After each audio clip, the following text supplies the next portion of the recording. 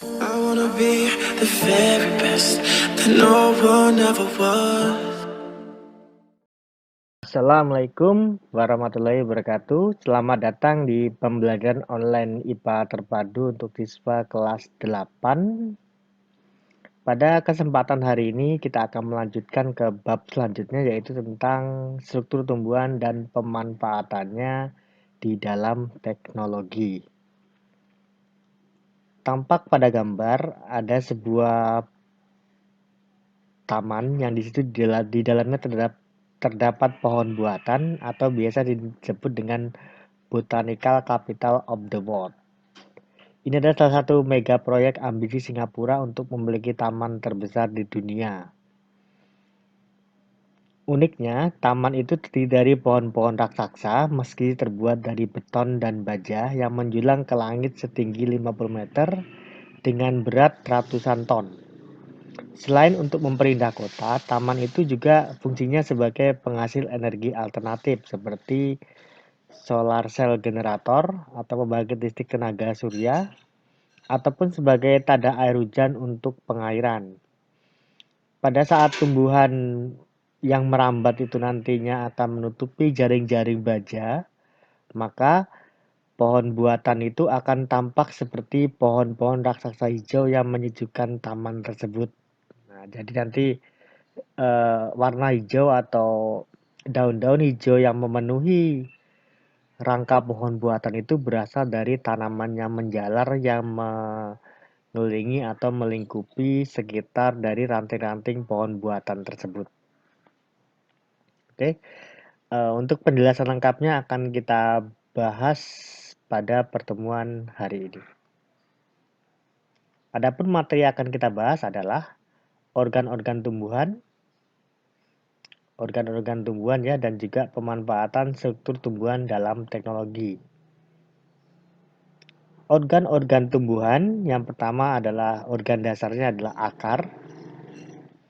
Akar berasal dari bagian embrio yang terdapat di dalam biji, yaitu radikula atau akar lembaga atau calon akar. Akar serabut ditemukan pada tumbuhan monokotil atau tumbuhan berkeping satu, misalnya jagung, tebu, dan kelapa. Akar tunggang ditemukan pada tumbuhan dikotil atau tumbuhan berkeping dua, misalnya mangga, jambu biji, dan juga cabai. Fungsi utama akar adalah menyerap air dan mineral yang terlarut di dalamnya dari dalam tanah. Nah, berikut adalah gambaran umum dari akar tunggang dan juga akar serabut. Kalau kalian perhatikan, akar tunggang itu adalah akar yang lurus ke dalam tanah, artinya dia menembus secara vertikal ke dalam tanah ya. Sedangkan akar serabut adalah akar yang tidak menembus ke dalam tanah, tetapi dia hanya di permukaan dalam tanah saja, sehingga menyebabkan perakarannya kurang kuat. Jadi menurut kalian, akar manakah yang lebih mengukuhkan tumbuhan? Silakan nanti dibedakan sendiri. Selanjutnya adalah penampang membujur akar. Nah, kalau diperbesar, akar-akar ini terdiri dari beberapa bagian, yaitu ada bagian zona pendewasaan sel, kemudian zona pemajangan sel, zona pembelahan sel, akar samping, perikambium, epidermis, bulu akar, floem, xilem, endodermis, silinder pusat, korteks, epidermis, dan tudung akar. Penjelasannya terdapat lengkap di buku kalian, silakan dipelajari lebih jauh nanti.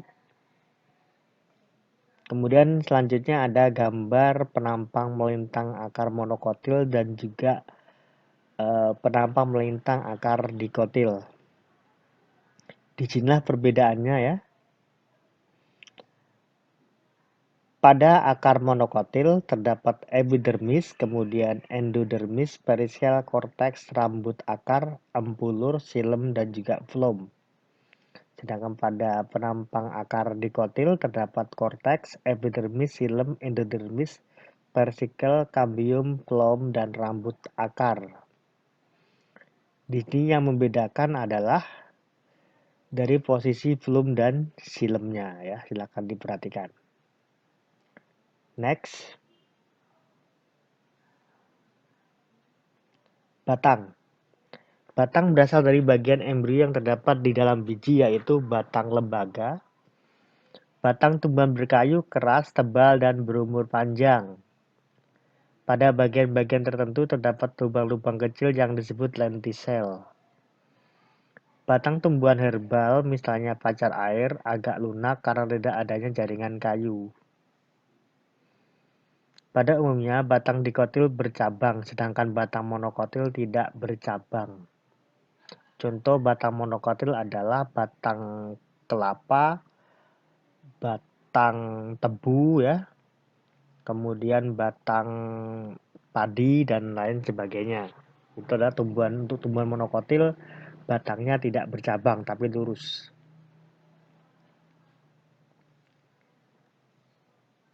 Fungsi batang antara lain adalah sebagai tempat melekatnya daun, sebagai tempat berlangsungnya transpirasi atau pertukaran zat, ya, sebagai tempat pertukaran gas melalui lentisel, mengarahkan daun ke sumber cahaya, sebagai tempat menyimpan cadangan makanan, sebagai tempat menyimpan air, dan sebagai alat reproduksi secara vegetatif, contohnya secara stek batang, yaitu pada singkong.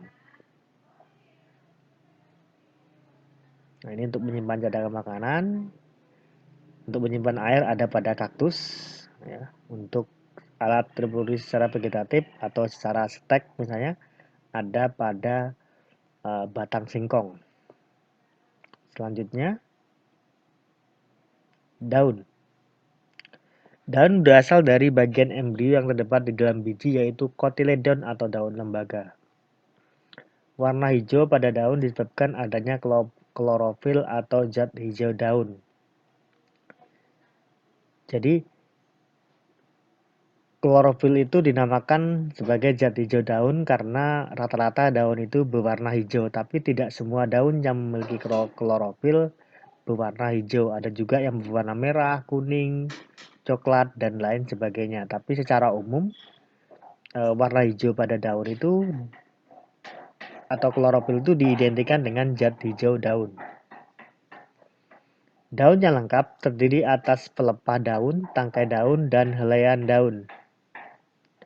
Bentuk daun bermacam-macam, misalnya bulat, bulat memanjang, oval atau lonjong, berbentuk perisai, dan berbentuk pita.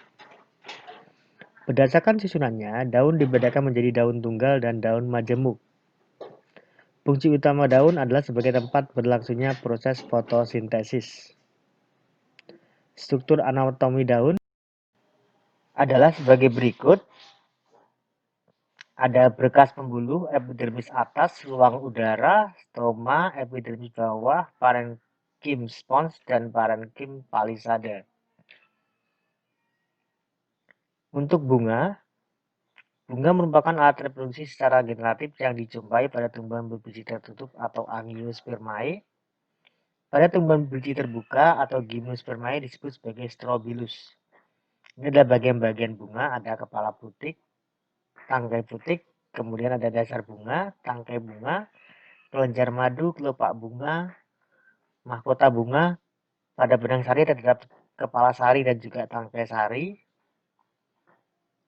Selanjutnya adalah alat perkembangbiakan bunga terdiri atas benang sari dan putik. Benang sari merupakan alat kelamin jantan terdiri atas kepala sari dan tangkai sari. Putik merupakan alat kelamin betina terdiri atas kepala putik, tangkai putik, dan bakal buah. Di dalam bakal buah terdapat satu atau lebih bakal biji. Terdapat satu atau lebih bakal biji. Next. Buah. Pada umumnya, buah berkembang dari bagian alat kelamin betina atau putik yang disebut bakal buah yang mengandung bakal biji. Buah yang lengkap tersusun atas biji, daging buah, dan kulit buah. Setelah masak, kulit buah ada yang dapat dibedakan menjadi 3 lapisan, yaitu epikarp, mesokarp, dan endokarp. Buah dibedakan menjadi beberapa macam, misalnya buah sejati, buah semu, buah sederhana, dan buah ganda, serta buah majemuk. Berikut adalah macam-macam buah dan juga bagian-bagian buah. Yang keenam adalah biji. Biji merupakan bagian tumbuhan yang terbentuk dari hasil pembuahan atau fertilisasi yang terletak di dalam bakal buah. Di dalam bakal buah terdapat bakal biji. Di dalam bakal biji terdapat embrio yang merupakan calon individu baru. Setiap embrio di dalam bakal biji terdiri atas akar lembaga, daun lembaga, dan batang lembaga. Nantinya, ketiga bagian ini akan berkembang menjadi akar, daun, dan juga batang. Biji berfungsi sebagai penyimpan cadangan makanan dan alat pemencar tumbuhan. Strukturnya seperti tampak pada gambar ya. Kemudian, pemanfaatan struktur tumbuhan dalam teknologi. Tumbuhan pun bisa menginspirasi manusia. Contohnya yang di awal tadi, Singapura yang ingin menciptakan taman yang terdiri atas pohon-pohon raksasa yang batangnya terbuat dari struktur beton dan juga baja, kemudian dililitkan dengan tumbuhan yang menjalar sehingga nanti akan menjadi seperti hutan. Dengan struktur akar yang masuk jauh ke dalam tanah, batang pohon dapat berdiri tegak dengan kokoh. Manusia terinspirasi untuk memperkokoh jembatan. Ini adalah pemanfaatan struktur tumbuhan dalam teknologi. Jadi jembatan ini dihubungkan dengan kabel. Kabel ini kemudian ditembuskan ke dalam tanah secara miring, mirip dengan akar tadi ya. Batang besinya dimasukkan ke dalam beton. Kemudian beton ini ditembuskan ke tanah yang nantinya akan memperkuat struktur dari jembatan yang terdiri atas dua buah menara dan dihubungkan dengan beberapa kabel. Sebenarnya struktur jembatan yang seperti ini cukup kuat, hanya saja mungkin perlu diperhatikan ketika dalam proses perawatannya kan kabel ini perlu dikendorkan kemudian dikencangkan kembali. Nah, saat proses pengencangan dan pengendoran itu sebaiknya lalu lintas yang melewati jembatan itu ditutup total. Karena kalau tidak ditutup total, hal ini akan menyebabkan jembatan menjadi runtuh seperti yang terjadi di jembatan Kutai Kartanegara pada tahun 2012 yang lalu ya.